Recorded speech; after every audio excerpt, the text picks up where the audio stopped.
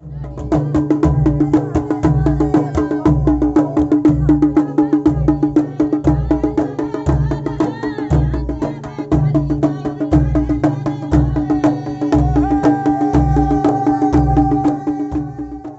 की जेन जी यानी कि जनरेशन जेड यूँ कहे कि वो जनरेशन है जो 21 साल की उम्र में अपना गोल सेट कर चुके होते हैं, 5 ईयर्स डाउन द लाइन अपनी सक्सेस स्टोरी लिखने का भी प्लान बना चुके होते हैं और 60-65 की उम्र तक गाड़ी, बंगला, नौकर चाकर सब मामला एकदम सेट कर चुके होते हैं।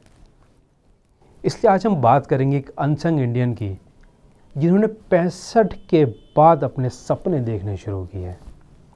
ज़िंदगी के उस दौर में या तो फाइनेंशियली एकदम सक्षम होते हैं और आपका खालीपन आपसे कुछ अनोखा करवा देता है, या फिर आपके पेट की भूख आपको रोज़ सुबह धक्का देती है अगले दिन की ज़िंदगी काटने के लिए। तो आज मुलाकात करेंगे निमिष स्वामी से, जो हमारी मुलाकात करवाएंगे जोधैया बाई से, और हम उनसे जानेंगे उमरिया में सीखने और जीतने की कोई उम्र नहीं होती है। चलिए बांधवगढ़ नेशनल पार्क के करीब चलते हैं, जहाँ जंगलों में बाघों के बीच कला भी सुरक्षित है। तो आपके चाचा जी एक बहुत ही प्रोमिनेंट फिगर थे, सही मायने में एक असली अनसंग इंडियन। उन्होंने आपकी लाइफ को कैसे इंस्पायर किया? जो उन्होंने आर्ट की शिक्षा हासिल की थी कला भवन शांति निकेतन कोलकाता से उन्होंने ग्रेजुएशन किया, तो उनको ऐसा लगता है कि जो ये मैंने नॉलेज ली है वो लोगों को ट्रांसफ़र होनी चाहिए, और ऐसे लोगों को जो सोशली बहुत बैकवर्ड हैं, जिनको कोई ध्यान नहीं दे रहा है, तो उन लोगों को आगे लाना चाहिए, क्योंकि उनका ऐसा मानना था कि अगर मैं अपनी कला का ज्ञान इनको दूंगा तो ये डेफिनेटली आगे बढ़ सकते हैं। एक इलेक्ट्रिकल इंजीनियर होते हुए आर्ट के प्रति कैसे रुझान हो गया आपका? क्योंकि कला के प्रति हमेशा से मेरा रुझान रहा है, तो मेरे को भी लगा कि चाचा जी ने जो काम हासिल किया और जो मुकाम हासिल करने के बाद जो कलाकारों को ये सिखा रहे हैं उसको बंद नहीं करना चाहिए, उसको और आगे ले जाना चाहिए।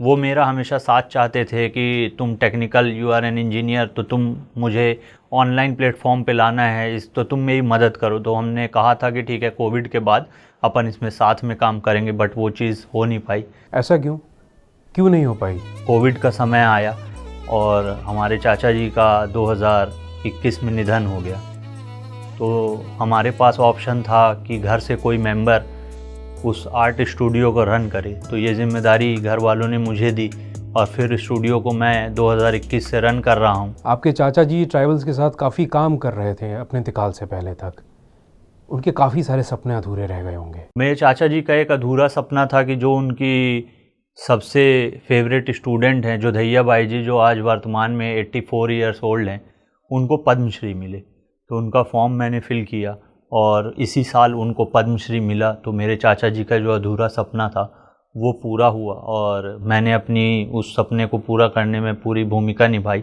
और उनको लास्ट ईयर नारी शक्ति पुरस्कार मिला। सो वो एक ऐसी ट्राइबल आर्टिस्ट हैं जो एट द एज ऑफ 84 जिनको 2 नेशनल अवार्ड मिले हैं। मोस्टली जो ट्राइबल आर्टिस्ट हैं उनको एक ही नेशनल अवार्ड मिल जाता है, बट इनको 2 मिले हैं, और वो भी डिफरेंट प्रेसिडेंट से।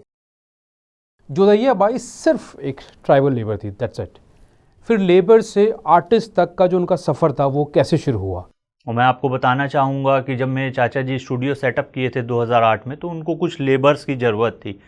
तब उन्होंने डिसाइड किया कि कुछ लेबर्स क्यों ना यहाँ गांव से ही ले लिया जाए, क्योंकि जो हमारा स्टूडियो है वो शहर उमरिया से लगभग 11 किलोमीटर दूर है। उनको थोड़ा शांत वातावरण और प्रकृति के बीच होना पसंद था, तभी उनकी पेंटिंग मेरे को लगता है अच्छे से बन सकती थी। तो वहाँ उन्होंने सेटअप किया, तो लोकल उन्होंने कुछ लेबर्स की तलाश की। उन्होंने देखा कि एक 67-67 साल की उम्र की वृद्ध महिला काम कर रही है।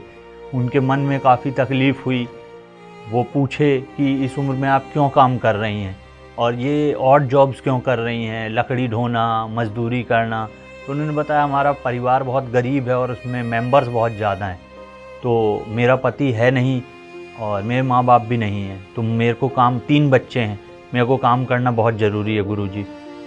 उस गांव में हमारे चाचा जी को सब गुरुजी ही बोलते थे। तो चाचा जी ने बोला एक काम करो कि हमारे यहाँ काम करने लग जाओ। तो उन्होंने बोला कि ठीक है, लेकिन जो आप पेंटिंग बनाते हैं वो मैं नहीं कर पाऊँगी। चाचा जी ने बोला नहीं, जो आप काम कर रहे हो हल्का फुल्का करो, तुमको कितना पैसा मिल जाता है तो बताएं, 20 रुपये, 30 रुपये, 40 रुपये। चाचा जी बोले हम तुमको 50 रुपये देंगे, तुम लेकिन यहीं काम करो। तो वो अपने बड़े बेटे के साथ स्टूडियो आने लगी और हल्की फुल्की दीवारों में मिट्टी की छपाई करने लगी। फर्श जो है हमारा आज भी कच्चा है तो उसको लीपने लगी। तब चाचा जी ने देखा कि जो लीपने का पैटर्न है, चाचा जी ने बोला इसको सजाओ। तो उन्होंने जिस पैटर्न से दीवार को और जो फर्श को सजाया, बहुत ही कम नेचुरल मिट्टी लेके, छुई मिट्टी, चूना मिट्टी, ये सब लेके, चाचा जी ने देखा कि इस लेडी के अंदर काफ़ी टैलेंट है। अगर इनको पॉलिश किया जाए, अगर इनको ट्रेंड किया जाए तो ये कुछ बेहतर कर सकती हैं। तो चाचा जी वहीं पेंटिंग बनाते थे, अपनी ऑयल पेंटिंग करते थे। तो ये लेडी बैठ के देखती रहती थी। वो बोलती थी कि आप जो भी बना रहे हैं हमको नहीं पता कैसे बनता है, लेकिन बनने के बाद बहुत अच्छा लगता है। तो चाचा जी ने ब्रश दिया कि लो आप भी चालू कर दो। तो बोली नहीं, हमसे नहीं बनेगा, बिगड़ जाएगा। तो बोले घबराने की कोई ज़रूरत नहीं है, अगर बिगड़ जाएगा तो हम फेंक देंगे ना, पेपर हमारा जा रहा है, तुम तो बस बनाना चालू करो। तो बोली आप सिखाएंगे? तो चाचा जी बोले हाँ बिल्कुल सिखाएंगे हम। तो वहाँ से ये जर्नी चालू हुई ट्राइबल्स की कि 67 साल की उम्र की महिला इंटरेस्ट दिखाई। फिर चाचा जी ने सूखी लौकी, तुरई दिया। उन्होंने कहा कि मिट्टी के जैसे बचपन में खिलौने बनाते थे, आप वो बनाना चालू करो। तो इसमें फिर ब्रश करके आप एक्रेलिक कलर, वाटर कलर, धीरे धीरे उनको कैनवास देने लगे, हैंडमेड पेपर देने लगे। और आज वो इतने बड़े बड़े कैनवास बनाती हैं और इतनी जगह शिरकत कर चुकी हैं। महज एक दिहाड़ी मजदूर से एक आर्टिस्ट तक की उनकी जर्नी कैसे शुरू? 2 घंटे जोधैया बाई जी, उनकी फैमिली वो काम करते थे। देन उनको बैठा के जानबूझ के दिखाते थे कि मैं कैसे पेंटिंग बनाता हूँ। तो चाचा जी का ये मानना था कि जो विजुअल आर्ट है ना, वो आप सुना के नहीं, वो आप दिखा के ही इंटरेस्ट जगा सकते हो कि देखो मैं कैसे बनाता हूँ, बस ब्रश चला दिया इसमें। उनको ऐसा लगता था कि ये पढ़ाई किए हुए हैं इसलिए ऐसा बना सकते हैं। बट चाचा जी ने कहा कि आप फ्री ब्रश भी स्टार्ट करोगे तो वो कोई ना कोई आकृति बनाएगी। आप ब्रश को ऐसे लहरा भी दोगे तो वो सांप का फॉर्म ले लेगी, तो आप सांप बनाओ। So that's how journey started. And ये जो स्टोरी है, ये 15 साल की जर्नी है Jodhaiya Bai ji. It's not about 1 year 2 year, it's all about 15 years journey. 15 साल उन्होंने तपस्या की, 15 साल उन्होंने लगातार सीखा चाचा जी से। ऐसे कैसे मोटिवेट करते थे वो उन्हें कलाकृतियाँ बनाने की? तो ऐसी ये दीवारों पे मिट्टी के चित्र बनाते हैं, मिट्टी की ढलाई करके कभी मोर कभी बाघ बनाते हैं। तो चाचा जी ने बोला इसका प्रोटोटाइप अपन बनाते हैं पेपर पल्प से। जो रद्दी पेपर रहते हैं उनको गला के उसमें मिट्टी मिला के एक दीवार का नमूना अपन तैयार करते हैं और उसको रंगों से भरते हैं। तो धीरे धीरे और उनको कला की तरफ बढ़ाया। फिर जंगल से कई सारे फफूंद मिलते हैं जिनको हम ब्रैकेट फंगस बोलते हैं, वो हमेशा वुड के सराउंडिंग होती है। उसको सिखा के चाचा जी ने बताया कि कैसे आप पेपर पल्प को पेस्ट बना के इससे कलाकृतियाँ बना सकते हो। तो basically out of waste and कैसे रिसाइकल किया जा सकता है चीज़ों को। कोई भी चीज़ जो आपको वेस्ट दिखती है, एक नॉर्मल इंसान को जो वेस्ट दिखती है, कभी किसी कलाकार को वो वेस्ट नहीं दिखनी चाहिए। आप सोचो कि इससे आप क्या बना सकते हो। जैसे जैसे आप सोचने लगोगे आइडियाज़ आपके माइंड में चलने लगेंगे। तो ऐसे चाचा जी ने कई आइडियाज़ उनको बनाए। Jodhaiya Bai is from Baiga tribe. So but what is basically a Baiga tribe? Baiga जो ट्राइब है that is not normal tribe.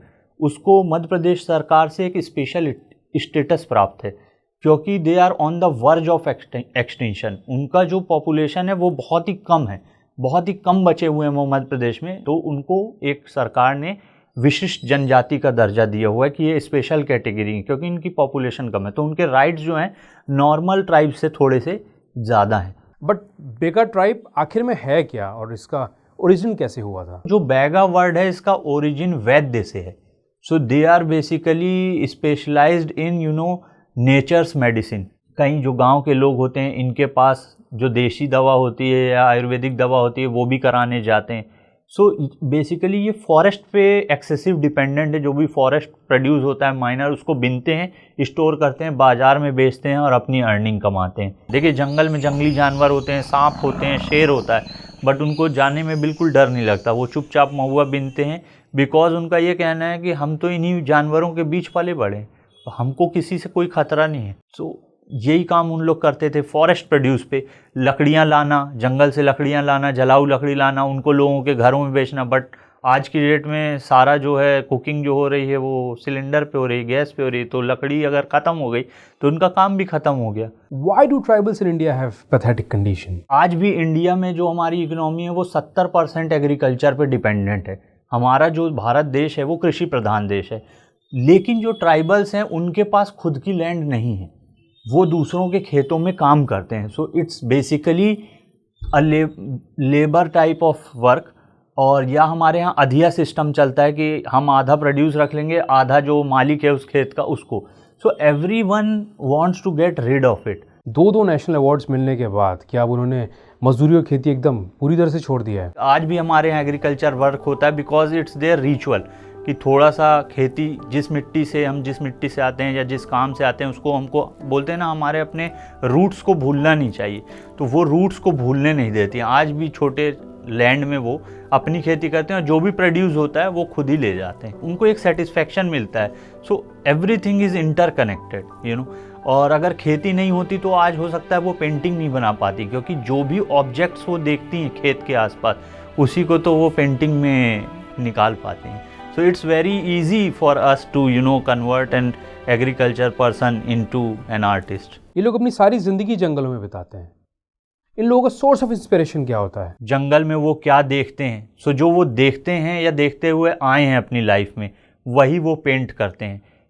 अगर महुआ बिनते समय उनका भालू से लड़ाई हो जाती है, क्योंकि भालू भी महुआ जब गिरता है उस सीज़न में महुआ खाने आता है, और 2-3 वाइल्ड एनिमल और हैं जो आते हैं महुए के सीज़न के समय, तो इनका हमेशा मैन एनिमल कन्फ्लिक्ट होता है। तो ये वही पेंट करते हैं। अगर इनका कोई साथी ख़त्म हो गया तो उसकी भी, कि भालू की डेथ से महुआ बिनते समय डेथ हो गई। फिर खेत में दे बिलीव कि tiger is a god. Why? Because tiger protects our farming land और एग्रीकल्चर प्रोड्यूस। बिकॉज जो हिरण, जंगली सूअर, वाइल्ड बोर्स ये सब होंगे, उनसे शेर अगर वहाँ पे मौजूद है तो ये सारे जानवर भागेंगे, तो उनके खेतों की रक्षा होती है। That's why tiger is a God.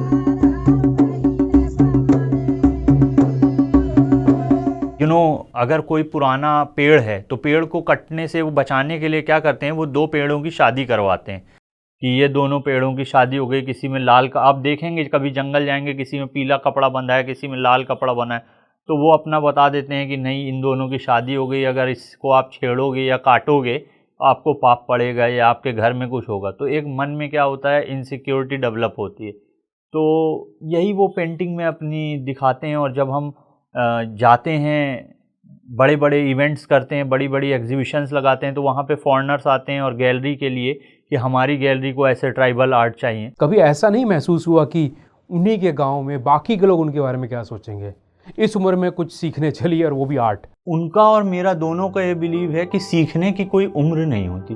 तो उन्होंने गाँव की पृष्ठभूमि से आके इस बैरियर को तोड़ दिया कि नहीं, मुझे सीखना है। और ये गांव वालों की बातों की उन्होंने चिंता इसीलिए नहीं की क्योंकि उन्होंने गरीबी को बहुत पास से देखा था।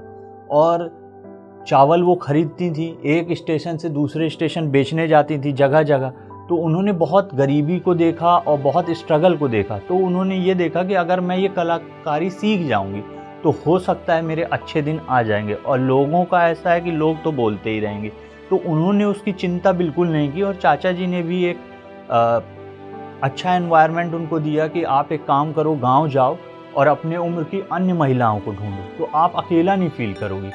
हम उनको भी सिखाएंगे आपके साथ, ताकि उन आने वाली जो आपकी जनरेशन है वो आप लोगों से सीखे। जैसे हम अपनी संस्कृति को आगे बता सकते हैं कि ये ट्राइब है, और गांव के चुनौतियों को उन्होंने हरा के अपनी अन्य महिलाओं को जोड़ा, अपनी बहुओं को जोड़ा, अपनी पोतियों। आज उनकी 4th जनरेशन जो है वो पेंटिंग कर रही है। सो what is the ultimate goal of your cause? Employment is a biggest problem and biggest challenge in rural India. वहाँ एम्प्लॉयमेंट अपॉर्चुनिटीज़ नहीं है, इसलिए लोग जो हैं वहाँ से माइग्रेट होकर शहर की तरफ जाते हैं। तो उनको उसी गांव में कला सिखाना, आत्मनिर्भर बनाना, यही चाचा जी का विज़न था। और यही हमारे स्टूडियो का, यही हमारे जनगण तस्वीर खाना का मिशन है कि कैसे लोगों को आत्मनिर्भर बनाएं। 12 महिलाओं को और 2 मेल आर्टिस्ट को उन्होंने तैयार किया, 14 लोगों की टीम तैयार की जो आज पेंटिंग कर रहे हैं। They all belongs to Baiga tribe. और हमने उसको आगे बढ़ाते हुए लगभग 30 महिलाओं को जोड़ा है और वो 30 जो फीमेल हैं वो आर्ट के प्रति अपना इंटरेस्ट दिखा रही हैं। हम चाहते हैं कि उस गांव को जाना जाए कि यहाँ this is a village of artist.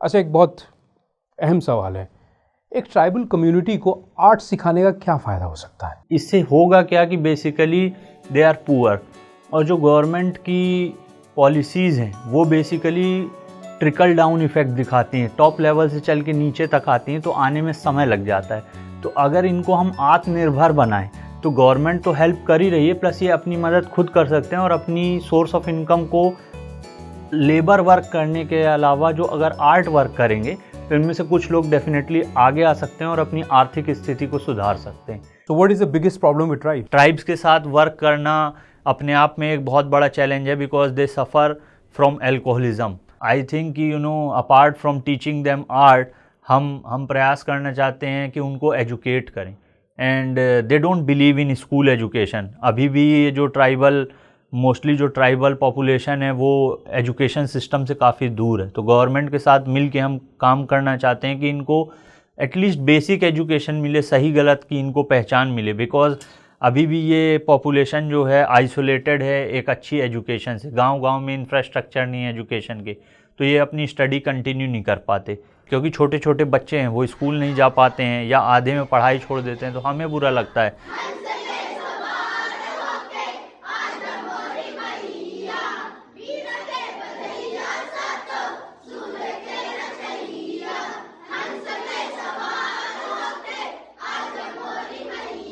चाचा जी के साथ सबसे बड़ा चैलेंज क्या था जब उन्होंने इन लोगों के साथ काम करना शुरू किया? जब आप किसी सामने वाले के साथ उठोगे बैठोगे तो कोई भी चीज़ चैलेंजिंग नहीं होगी। अगर आप उनको मतलब हीन भावना से देखोगे या दूर करोगे या दबा के रखोगे तो वो आपके साथ कभी फ्रेंडली नहीं होंगे। तो ये चाचा जी के साथ बिल्कुल नहीं था। साथ बैठ के ज़मीन पे ही खाना खाना, जो वो बना रहे हैं वही खाना खाना, उनके साथ खाना। So it was very easy for him to talk with tribal artist. भाई देख तो हिमा बुलाए हो यार, इतना जौन है इन लोग कुल रोज से बोलत रहे कि यार जुधैया के भाई आए वो जानत है ऐसा ना कर, कुछ कुछ तो सुनाई दे। So what is so peculiar about जुधैया बाई's paintings? मेरे चाचा जी हमेशा कहा करते थे कि ये पिकासो ऑफ बांधवगढ़ है।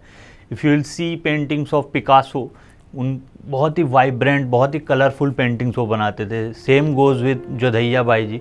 उनका भी जो पेंटिंग का स्टाइल है, she use very less colour, but जो कंपोजिशन वो करती हैं तो वो काफ़ी कलरफुल दिखता है।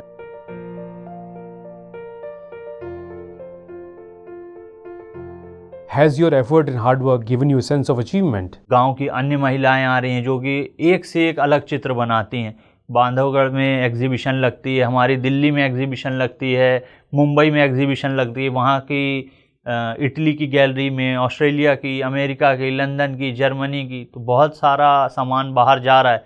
तो जो ट्राइबल आर्ट है वो अपना डंका जो है वो इंटरनेशनल मार्केट में और इंटरनेशनल भूमि पे अपना कीर्तिमान स्थापित कर ही रहा है। और आने वाले समय में भी अगर आप देखें रीसेंट डेवलपमेंट की, मोदी जी अभी ब्रिक्स सम्मेलन में गए थे तो ही gifted all the tribal art work. जब वो ऑस्ट्रेलिया भी गए, पीएम से मिले, उन्होंने गोंड चित्रकारी गिफ्ट की, ब्रिक्स में भी गोंड चित्रकारी गिफ्ट की। अभी साउथ अफ्रीकन कंट्री गए थे, वहाँ उन्होंने बैगा पेंटिंग गिफ्ट की। सो इट्स एन अचीवमेंट कि अब जो गवर्नमेंट है वो भी गिफ्ट के माध्यम से प्रचार कर रही है ट्राइबल आर्ट का। लोग पूछते हैं, हम न्यूज़ में बने रहते हैं, तो काफ़ी अच्छा लगता है हमको। So it's a sense of achievement. कोशिश कर, हल निकलेगा, आज नहीं तो कल निकलेगा। अर्जुन के तीर सा सध मरुस्थल से भी जल निकलेगा। आनंद प्रेम जी की कविता है। हम शुक्रिया करते हैं अर्थ कॉलिंग एक्सपीडिशन की फाउंडर राधा शर्मा जी का, जो शहर में रहते हुए भी बांधवगढ़ नेशनल पार्क की ट्राइबल कम्युनिटी के लिए मेडिकल कैंप्स और एजुकेशनल कैंप्स ऑर्गेनाइज करती हैं। जल्द मिलेंगे बांधवगढ़ नेशनल पार्क की कुछ नई स्टोरीज़ के साथ। अब तक चैनल को सब्सक्राइब करके हमारे साथ बने रहिए।